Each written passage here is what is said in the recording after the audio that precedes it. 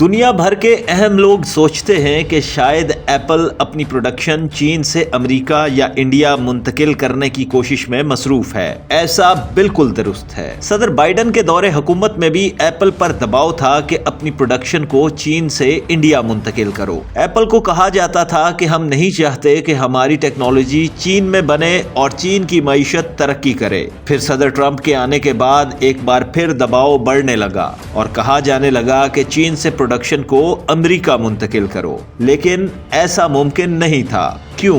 وجہ صاف ظاہر ہے۔ نہ انڈیا کے پاس اس قسم کی ایکسپرٹیز ہیں اور نہ ہی امریکہ کے پاس ایسے ہنرمند لوگ جن کی مدد سے ایپل کی پروڈکشن کا معیار برقرار رکھا جا سکے۔ سال 2022 میں ایپل کے CEO ٹم کک نے 3 بار انڈیا کا دورہ کیا۔ مقصد صرف ایک تھا کہ کسی نہ کسی طرح چین سے ایپل کی پروڈکشن کا بڑا حصہ انڈیا منتقل کیا جائے۔ انڈیا کے اندر ایپل کے اسمبلی پلانٹس بھی لگائے گئے، لیکن ایپل کو جس قسم کی ایکسپرٹیز چاہیے تھی وہ انڈیا میں بہت ہی محدود حد تک دستیاب تھی۔ اسی لیے انڈیا میں ایک حد سے زیادہ پروڈکشن بڑھانا ممکن نہیں تھا۔ آج بھی انڈیا میں بہت ہی محدود تعداد میں ایپل کے فون اور دیگر اشیاء بنائی جا رہی ہیں۔ 2025 میں صدر ٹرمپ کی آمد کے بعد ایک بار پھر وائٹ ہاؤس کی طرف سے دباؤ بڑھایا گیا کہ ایپل کی پروڈکشن کو چین سے امریکہ منتقل کیا جائے، لیکن ایپل کے CEO ٹم کک انکار کرتے رہے اور موقف اختیار کرتے رہے کہ چین سے پروڈکشن امریکہ منتقل کرنا ممکن نہیں۔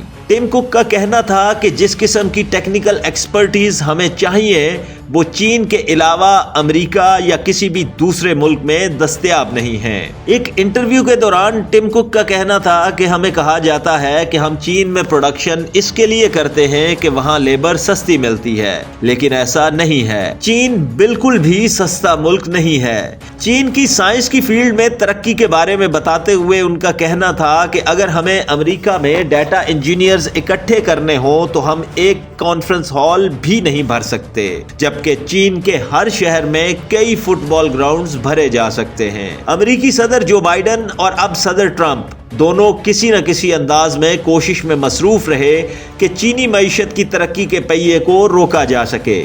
ایپل کی پروڈکشن کو چین سے امریکہ منتقل کیا جائے، لیکن حالات نے امریکی صدر اور واشنگٹن میں بیٹھے ہوئے پالیسی میکرز کو ایک اور رخ دکھایا، جس کے مطابق امریکہ میں امریکی مصنوعات کی پروڈکشن بھی ممکن نہیں رہی۔ چین کے سوا نہ کوئی ایشیائی اور نہ ہی کوئی اور یورپی ملک امریکی مسائل کا حل نکال سکتا ہے۔ ابھی صرف اتنا ہی کہا جا سکتا ہے کہ چینی انڈسٹریل ترقی کی راہ میں رکاوٹ کھڑی کرنا ممکن نہیں رہا۔